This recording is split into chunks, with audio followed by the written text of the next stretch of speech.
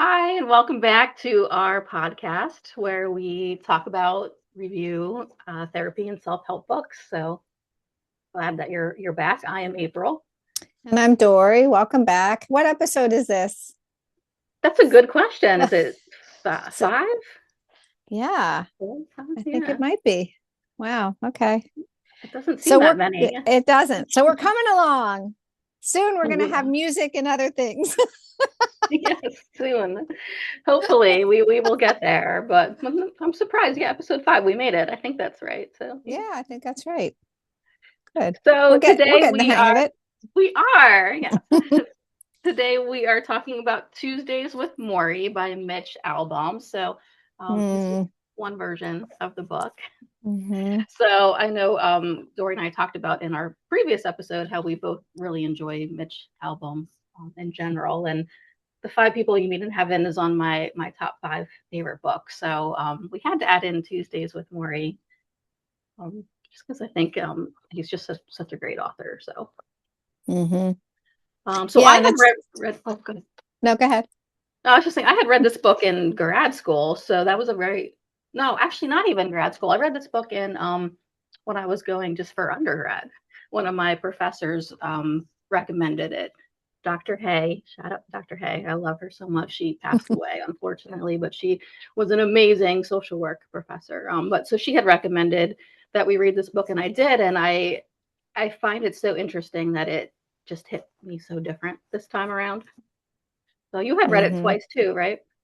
Yeah, and I think that's one thing I said to you to get prepared for the podcast. I wanted to listen to it. So I had the copy and I was reading it also, but then I downloaded the audiobook and I'm like, wow, it just it hit different, because in parts of the audiobook you hear Morrie, you hear him talk and also just where Mitch, where he places his influence and emphasis and what he was going through at the time just sort of hit me differently. Yeah, he talks, I mean, obviously it's in the book because but it just seems like when you're listening it's almost like having a conversation with someone, so Yeah.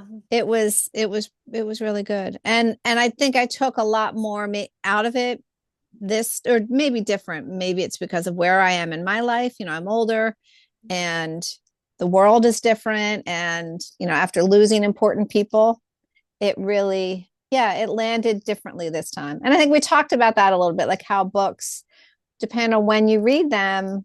The context of your life really does flavor and influence what you take away from a book.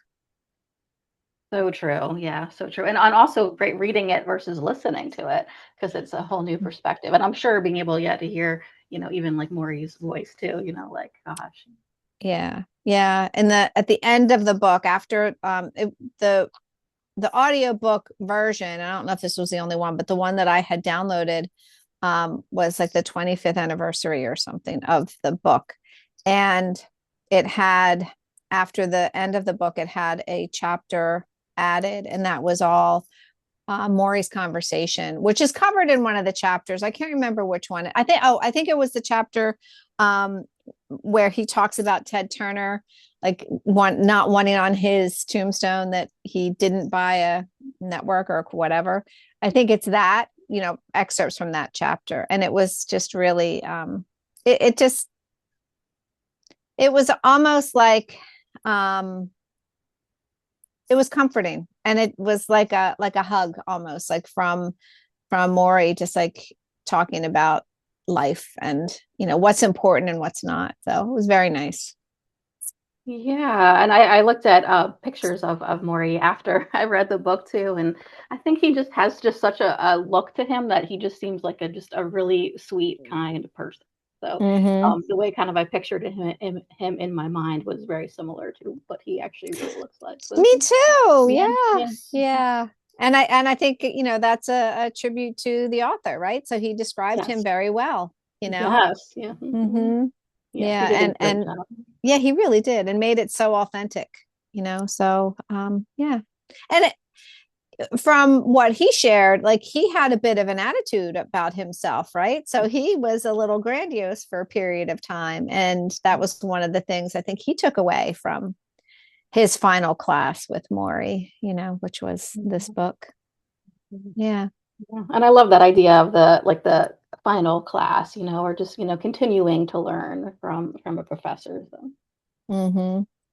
Yeah. And it made me, you did a shout out to Dr. Hay. It made me remember my death and dying professor at Temple, Dr. Millison, and he was just awesome. And shout out to him. I would love to reconnect with him and see, what he's doing and how his life is. I think he's retired from teaching. But yeah, last time I checked, he was still involved with Temple. But yeah, just the impact that these people have on our lives, and that you may never know. They may never know. Exactly. Yes. Yeah. And we may never know sometimes the impact that we have on someone too. Yeah. Yeah. Yeah.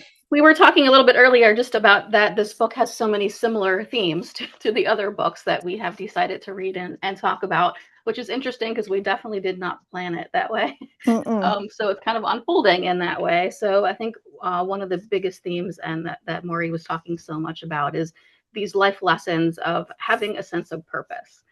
So it definitely reminds me of Man's Search for Meaning and how there was such importance of having a purpose. Yeah, and to live authentically, right? I mean, that was like just unashamed and be authentic. Like towards the end is the what was it called? Like the asswipe test or something, And he said that was really one of the things that he was worried that, as far as shame and other things, because our culture tells us that we shouldn't be dependent or needing. And in the end, he said, I'm just me. I'm just human. And this is how I live authentically. I found that that's not what resonated with me a lot the first time. Like the first time was that I read this, it was more, all right, life, you can't control life. So allow yourself to feel it and then move on. And that's how I've kind of used this book in therapy and how I've recommended this book. I want you to read Tuesdays with Morrie. He would wake up every day, give himself a period of time to grieve and to be sad. And then he'd say, well, I've got to go. I've got to live this life and I'm going to do it the best I can. But, and that was my main takeaway the first time. And this time it's so much deeper than that. And I'm so glad that we chose this book because it was such a good reminder, not only to live authentically, but to be vulnerable. Forgiveness is really big as he talks about that. Like just have an open heart and forgive. So, and these are things we talk about, right, in therapy. Like these are big topics for people. They are, and I like that you pointed out because I really like that part. That he always would say he gives himself that time in the mornings, to just kind of like feel all of those feelings, if it's sadness or grief or pain, whatever it may be. And that's, I think, so important because we talked about that so much in Atlas of the Heart about how it's so important to not avoid our feelings and to be able to identify how we're feeling. Yeah. Yeah. And Morrie gives us permission, and I think from such a wise voice. Yeah. And I think in a way I could relate to Mitch. Before I learned about DBT and emotion regulation, and just that idea of being somewhat closed off to emotions, and just kind of almost like feeling that fear of spending time with Morrie because he was so open about his emotions. And I think he felt almost very like fearful or uncomfortable at times to talk about those things. And then by the end of the book, he was kind of a different person, and just so open. Yeah, Mitch. But yeah. Yes. Yeah, and realizing, I think it's in the middle of the book, I think, where Morrie is talking about all the things that don't matter. Like it doesn't matter your house, it doesn't matter the big fancy job, it doesn't matter how much money you have. And Mitch reflects like I was silent because those are all the things that I've been striving for in my life, and realizing they don't matter. Like they just don't matter. they're not that important. Yeah, and so interesting to get to that place, of when you're dying, from a sickness, right? Like what things really do truly matter to you. Mm-hmm. And also in our culture, we don't talk about death. Like we don't talk about dying. It's taboo. Like, oh no, you're going to be fine. Well, you know what? ALS, you're not going to be fine, And I think Mitch also struggled with that. Like, well, what about this next, treatment or how long? Oh no, you're doing great.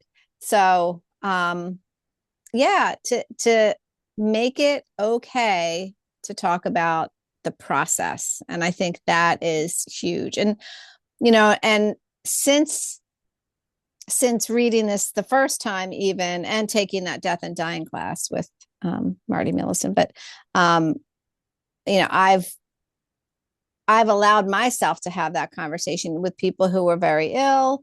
I have a client right now she is dying. And she doesn't want to have that conversation with her family. She doesn't want to, she just kind of puts on a good front, and they know she has this cancer. They know that this is happening. And she won't let them know how hard a day she has, or in any given day, and how it exhausts her to do certain things. So, this book gives permission, and it's like not a rule book, but maybe a playbook, right? On how to talk about these things, and that it's okay. And there isn't a right or a wrong. Yes, definitely not a right or wrong. Yeah. Yeah. And one of my favorite parts of the book, and I find it so interesting, and I'm kind of like, why do we not do this? Is that he had, like thinking about a memorial service, for yourself before you die. And I think it's just such a cool idea. Like, why wait? Like Yeah. that's Yeah, really I forgot. Yes, that was a really good part. And that's something we could take, like, take and use in our lives, or even advocate for, because all these people with a disease like ALS, it is, you do deteriorate, and it is, degenerative, and there is no getting better, right? It's only, you just, start going down. So why not have this celebration while you're alive, and you can hear all the great things people say, instead of doing it after you die, because I always say that funerals are for the living, they're not for the person who yeah. passed. And so that idea of having a living memorial is awesome. And I could see maybe a lot of people are uncomfortable with the idea in our culture, but I think we should be more open to it. Yeah, and to be able to sit with that feeling of being uncomfortable, and to be more vulnerable and open with that, because Mm-hmm. those are hard feelings to have. Yeah, absolutely. Yeah. Yeah. Have you recommended this in therapy? I have many times, and definitely more recently since I've reread it, I guess because it's fresh in my mind. But there's been, yeah, a few of my clients that I was like, hey, I actually really think this would be helpful. A lot of clients who have, yeah, fears of death or dying, or have a medical illness and fears of that, and right, having maybe family members needing to take care of them more. That idea Mhm. too of allowing those things to Yeah. Yeah. And even when, there's not necessarily death, but when there's changes, I've recommended it definitely when I can think of a few people that were caregivers for family members that were, um, either older or going through, pretty difficult illness, but also just like people who are, young adults who are graduating and feel hopeless about the future. And, you know, just times like that, any time of transition, I've used at least examples, if not recommended the book, because I think if you can translate what he said and use the guidance and the words really in any time of adversity, any time of change or difficulty. Just even that idea, the main thing I took from the first time was just give yourself that space, but just don't stay there. happen. Don't Yeah. deny it. Don't, because Mhm. that's where we start to have problems if we deny all of these feelings, but give yourself that space, and then okay, I'm gonna go on. It's kind of like there was a movie where the woman would go in her car and scream. I don't remember what it was, but it's kind of I like love that, like it. and then okay, I'm all good. It's kind of like Yeah. that. And we all need that time, and to talk more often about that, how important that is to have that time for us. Yeah. Mm. Mm-hmm. Yeah. Yeah, another thought I had too was it felt to me as I was reading it that Mitch and Morrie, it kind of felt like they were having therapy sessions. Like it reminded me in a lot of ways of like just a therapeutic relationship. Like they had these specific days where they always met, same day, always Tuesdays. Mm-hmm. So it was something they had planned with each other, and they I think shared and learned so much about each other during that time. So is that idea that they were both able to be vulnerable at some point. They held each other accountable, but I think in a really like just kind of gentle way. So I really like that too. Yeah, I agree. Yeah, it made it, and they learned from each other, you know, Yeah. which I think was nice. I mean, he kind of framed it as, my last class, although in subsequent interviews he said the class is continuing, you know, Yes. but his last class with Morrie, and I like that framework. But yeah, I mean, it really was a give and a take. You could tell that, and from what his wife said when Mitch would show up, he's like, oh, he's, really going to look forward to talking to you. And even though the years that went by that they didn't talk, it didn't matter, you know? Yeah. And the Yeah, idea that we learn so much from our clients too, not just they're learning from us. absolutely. Yeah, it's a relationship. Like, I mean, the therapeutic relationship is a relationship. It is back and forth.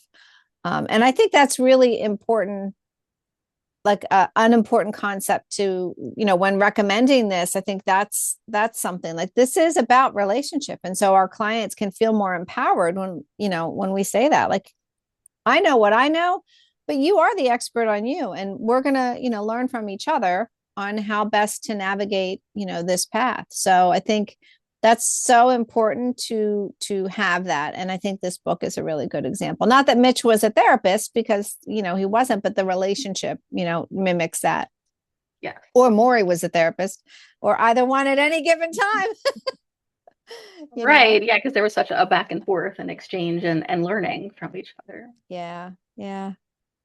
Yeah, and just having somebody like Morrie who was so rich and so open and so free, of rich in authenticity and just free to, express himself. And he didn't have shame, and I think that's such a good lesson, because what we don't like, what's there to be ashamed of? Like, you're a human. So I think Yeah. he really overcame a lot of that. I was just gonna say the book didn't really talk much about, I guess, yeah, Maury's feelings of how he overcame that, or if that wasn't ever something he struggled with. But I find that really interesting. Is it just seems like he just didn't have any of that. So I'm wondering, like, if he had to do work to kind of get to that place, or if he was just accepting of it very early.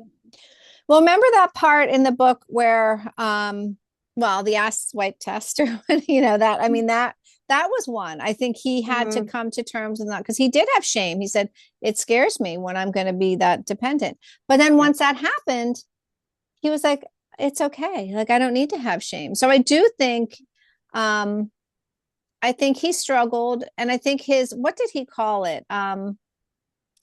Was it letting go or acceptance? Remember where he was talking about, sometimes I just have to sit and be with it to let it go. And this is Yeah. different than the times where I give myself this, there was a different, I guess a different section or different process even.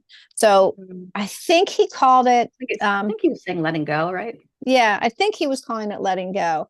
And he was careful to not say letting go of everything, but letting go of the things that didn't serve him, basically, and this is, I'm paraphrasing.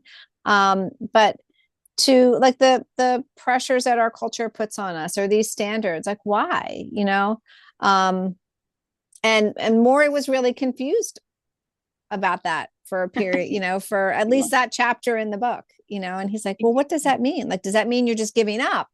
And no, I'm Mhm. not giving up. I'm just letting go of, I mean, it seems like any expectation or any, like, I think of in like the seven pillars of mindfulness, like in a striving or trying to force things to be how you want them to be. He just was kind of rolling with it. And he did have to have moments, he said, where tears would come, and he just had to let that be. And the anger, he talked about, being angry at times, and then coming to the place of, okay, I'm gonna let this go, and I'm gonna work on acceptance, letting it go. Mm-hmm. Yeah, I think that's I think I remember the part that I was reading about that idea of letting it go is so much of what we talk about in therapy, because he was saying that in order to be able to let it go, you kind of have to have a little bit of a focus on it first, to Yep. allow yourself just to kind of process this is what's happening, and then being Mm-hmm. able to let go, which, oh gosh, we talk about that so much in therapy, and Yep. also it's very hard to do. It is hard to do. And when Yeah. in that section of the book, what came to my mind was riding the wave skill, right? I mean, it Yes, was yeah. because that's Mhm. exactly what he was doing. He was in it because it's like he was out there in the ocean. He can't really fight these waves if he wants to, I guess have more peace. You could fight the waves, right? But he made a choice to, be with it. And to me, that's what came to my mind, riding the wave, that he's gonna, okay, here's this adversity I'm dealing with, and I'm just gonna follow where it leads, and I'm gonna go with it, instead of fighting against it. And why me, which a lot, I mean, which a lot of people go through, and is understandable, like, why did this happen to me? Why, and then lose their faith in God if they have, faith in God, which he didn't seem to lose any faith. Yeah. um but it happens a lot with something like that, a terminal illness, and he was able to, again, I'm sure had moments of that, but never stayed there for any length of time, and that was just really, I don't know, I think it was really meaningful. It was really impactful for me.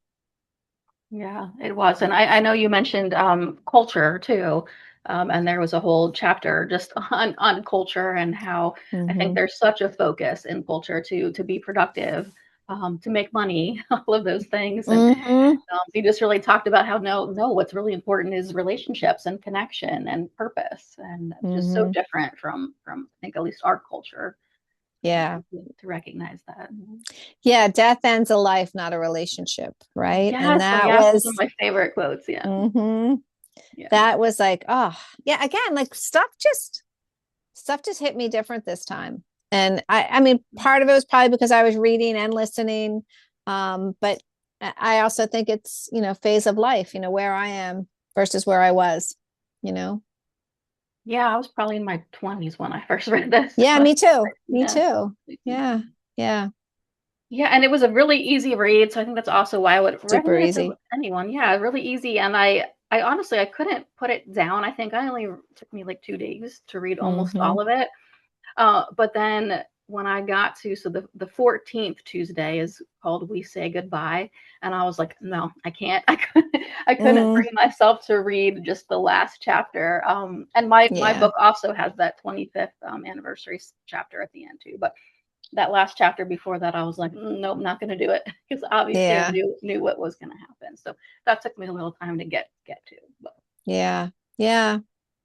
And I mean, luckily, which since I read it, I have looked at some of the Ted Koppel, the Nightline episodes, that they're on YouTube. So he's immortalized on YouTube, So I think that could be something to even, further enhance reading of this book. Or if you don't have time to read the book, uh, check out YouTube, the Ted Koppel, all, I think he had three, and they're all there, and then there's also a another like follow-up episode of Ted Koppel and Mitch Album talking about, the impact since, I mean, I think it was like 10 years after the last episode of Nightline with Ted Koppel, which was his last episode.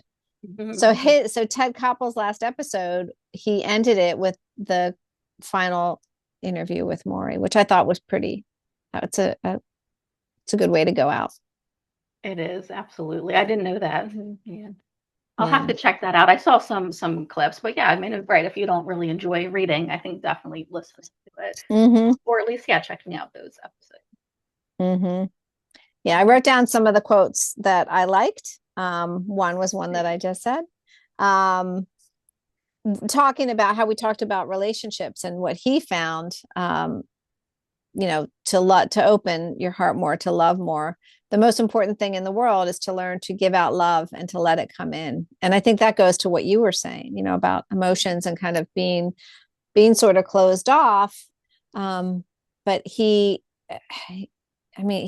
that's one thing that I think he was always like that. I get the impression he was always an open person, like, just when they talk about how he used to like to dance and just be out there and kind of no shame and just have fun and live life to the fullest. But it's such a strong message, like, in as he's dying and as he's frail, saying these things. So, yeah, to have relationships. Yeah. Yeah, I recently saw an just a short video with Mitch Album talking about the book. I think this was very recently, within the past couple of months, but he was just saying how maybe how different this would have been, because back then, like, there wasn't really, like Instagram and Facebook and Mm. TikTok and all those things, and how it was so nice to just completely be without those things during that time. And just really have that connection without like all of those other distractions, and how he has incorporated that into his own life of when he's spending time with family to, like, not be on his phone or not have those distractions. Yeah. Yeah. And that definitely is a strong message and so important. I mean, I find, especially these days with the way the world is right now, like I find I get glued to, well, what's happening now? What's happening now? So that's a good message to take away. Like, live life, like, be present. So I have intentionally, since I read this book, been trying to not be on my devices, or trying to stay up, because you can't keep up with with everything, because there's always something else. So I check in. I kind of use his theory. I'll check in, morning or night, and then I let those emotions, whatever they are, and then I try not to have them throughout the day, because if I did, I don't think I don't know how I'd be able to be present in my life if I held on to that. So I mean, I really use that philosophy. Yeah, it's so true, because how can you be present if you get so stuck in those? And also, if you avoid them and don't allow yourself to feel them, you're also not present. Yeah. Yeah, because it's just something that when you avoid something, it's always there. It's like, kind of Yes. chipping away, because oh, I don't want to face it. I don't want to face, it's always present, even if you're trying to make it not. Um, oh, another quote, we talked about accepting and letting go. Another quote that I found, like, I was listening to this driving down to the beach, actually, for a retreat weekend, and I actually stopped it, not my car, but I stopped the tape and or the CarPlay, whatever, and let it sit in. And it was, once you learn how to die, you learn how to live. And yeah, like, that was during that conversation. I think it was at that time where acceptance and letting go, like, that there's power in surrendering, like the ass wipe test, like, there's power in that, like, Yeah. there like, in just letting go. And surrender doesn't have to be a negative thing, right? So this is coming, and I'm going to allow others to take care of me. I'm going to allow this, because they love me, they want to be here for me, and I'm going to allow that. I'm not going to worry about, oh, well, they don't want to do this, or I don't want to put them out. And, so I think that idea of acceptance and letting go, yeah, the once you learn how to die, you learn how to live, I think was really, So yeah. profound. Yeah. Yeah. Mm-hmm. It just really And hit me. yeah, and we were just kind of talking about that idea of caregivers, not having, I guess, yeah, guilt or shame or feeling like a burden. And it reminded me of how, in the beginning, Mitch was very much kind of like hands off, and he kind of didn't want to like think about really anything that was happening. And then by the end of the book, he was, like helping him reposition himself and massaging his feet and things like that. So I just loved his transition of being just so scared, I think, of everything, to really accepting to what was Yeah. happening and just fully putting himself into that. Yeah. Yeah, I agree. I mean, just the book is filled with just inspiration and lessons, and um yeah, just such great examples of how to do it, like real life. Because I mean, it happened. This was real life, right? And so real life examples of, how to practice letting go, how to practice surrender, how to practice compassion and vulnerability and love and all of it, and it's just, yeah, I feel like I know why they wanted us to read it in social work school. Yes. In my MSW, I know that we had to, in the death and dying class, that was one of the books we read. But yeah, I mean, I just, it really, it was just really powerful. And I think such good, practical, everyday, relatable things that anybody, it doesn't matter where you are in your life, you can relate to something, some part of it, because it's so human. Like, it's the humanness that I think Yeah. really came through. Absolutely. Yeah. Yeah. And just questions for you guys to think about too is I like the idea of asking are there specific life lessons that maybe you would want someone else to know to tell someone else in your life who's important to you? And also Mm-hmm. maybe is there someone in your life who maybe is like Morrie to you that you kind of lost touch with but you still think about and that you'd want to reach out to and spend time with? Mm-hmm. Yeah, and that's one of the pluses of having, all of the social media and other things. It's a lot Yeah. easier to find people now. Whereas Mitch was fortunate enough to be flipping through the channels and saw Oh my Morrie gosh. on Nightline, right? I mean, that Yeah, it's was, so funny how they had that reconnection. mm-hmm. Who would have guessed, right? Your professor, your sociology professor, would just show up Yeah. on an episode of Yeah. Nightline. Isn't that crazy? And Mm-hmm. then for it to turn into what it turned into. Yeah.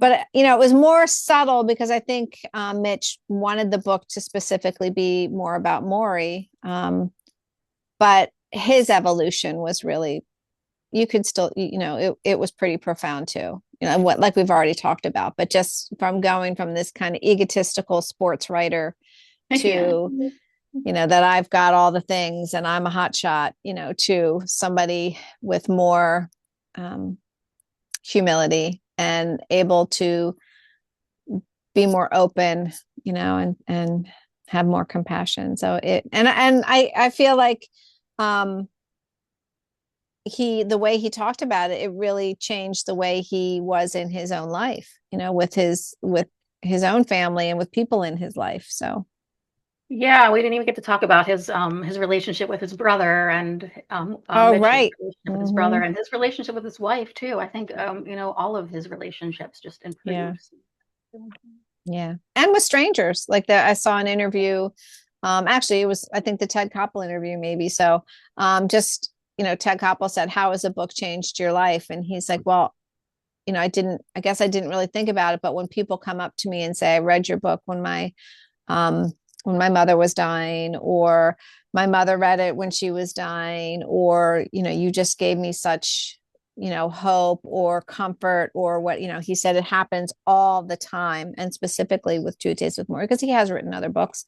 Um, he said, how could it not change you? When those, when people come up to you like that, so yeah, I really feel like he gave voice to something in our society that was taboo. Absolutely, yeah, it is, and people find it so hard, and understandably so, but people find it so hard to talk about death and dying, and even illness and vulnerability and all of those things. So, Mm-hmm. Yeah. and this was even in like what 97, I think, when it came out.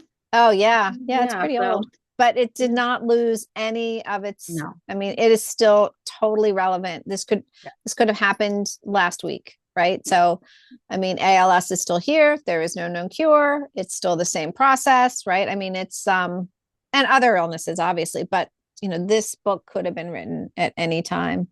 But I think it came to him well, and also the reason for even the book was to raise money for Morrie's bills, which I thought yeah, was incredibly compassionate, and like that just was like a cherry on top, right? That he yes, did this for such a, an unselfish reason. Yeah, I and yet, didn't know that. Yeah, until after I read the end of the book. Yeah. yeah, I didn't know it either. I didn't know it the Mhm. first time I read it, but it Right. was included in this edition that I was listening to. So there's a whole like the 25-year reflection, and there Yes. was a whole additional chapter. Not only there was the 3-minute excerpt of Morrie Morrie talking, but then there was the whole like, why did this book even happen? Like, it wasn't his intention, Yeah. but he did it, and I'm sure he more than covered Morrie's hospital bills and his caregiving bills, so um but yeah, I think this is one of those books that I think we could do like multiple episodes on, because Yeah. I think just even suggesting, like you said, like just suggesting reflection on, and what did you get out of it, and maybe some feedback. But there's so many lessons in this book. I mean, you could almost go chapter by chapter and talk about it. You could, yeah. And if you guys want us to do that, let us know. We definitely will. We're always open to ideas. So I Yeah, do like that idea because I just think it's so important. it is. Yeah. Well, hey, maybe that's something that'll come out of it. Maybe we'll do some little lessons and post little brief lessons on it. But I think this is a book to do that with. Yeah. I agree. So what would you rate it out of 10? Uh, I think 100. And it's a book for anyone. Like, this is not just, oh, Yeah, I would recommend this to you. It's a book for anyone. How I about you? completely agree. Yes, I would also say at least 100 because it is so versatile. And I don't, we talked, I think, of the other books we reviewed of other people you wouldn't recommend this to, but I don't think so. I think literally Mm-mm. anyone. So. Yeah. Yeah, and I think I have recommended it. The one person who said it hit too close to home, which I don't think is a negative thing, because she was struggling with coming to her own levels of acceptance, was a woman whose husband had been diagnosed with a terminal disease that was debilitating, and similar to ALS, that it was going to just take him away from her before he actually, but this was more cognitive. So um you know in addition to physical. So at least Morrie had his mind and cognition and was able to carry on conversations or communicate, and was very aware. Yeah. So that woman, because we had talked about it, and she said, oh yeah, I'd like to read it. And then so I loaned her my copy, and the next session she brought it back and she said, you know what, I couldn't get through it because I hit too close for home. And I totally supported that, and I understand that. And that's Yeah. also some of the messages in the book, like, to feel the feelings, but allow yourself to go at your own pace. Yes, yes, that's really important, I think, to talk about too. Is yeah, and sometimes maybe you're just not ready yet, and that's Yeah. okay. Yeah, like Mitch wasn't ready initially, right? Yeah. And they talk about that. So Mhm. I don't think there's anybody that I would not recommend it to. I would always say, if it's too much, that's fine. Yes. Mhm. And I would talk about the themes that I would want them, why I would recommend it, like vulnerability or acceptance or surrender or letting go, things like that, or just living authentically. But yeah, so yeah, yeah, it was a really good book. It And was absolutely, yeah. it's probably not the last time I'll read it Probably not.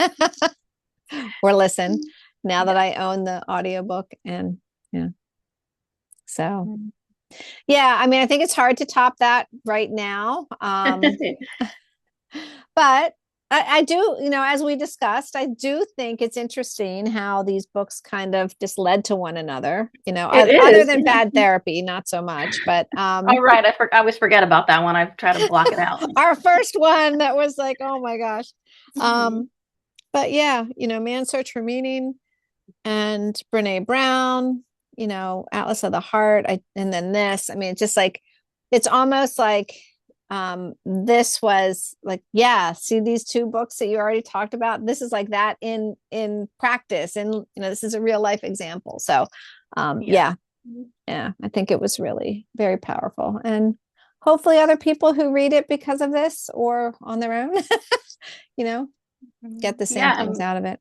Yeah, we definitely didn't plan it that way. So it will be be interesting to Hmm. see what comes next. We're talking about possibly doing The Courage to Be Disliked, Yeah. and Yeah. also Wintering is another title. So I'm curious to see, right, how that will fit into this too. But as always, if if you guys have any suggestions on books you want us to read, please let us know. We're more Yeah. than willing to read different books. So, Yeah. And when we post it, we'll try to put the links to those YouTube yeah, episodes, if we can figure that out. I think we can. we can. Yeah, we will. Okay. You Check it out. can. Yeah, April can. I hope so. April's good. We'll do our best. Yep. Yep. Yeah, so I guess that's all I have to say. I will say, just talking about it, I feel kind of warm and cozy. So Yeah. it's very Yeah, nice. it's a roller coaster of emotions in a lot of ways. Yeah. So, Yep. all right. Well, thank you for Whoops. listening as always, and we will talk to you guys soon. Yep. All right. Bye. Bye.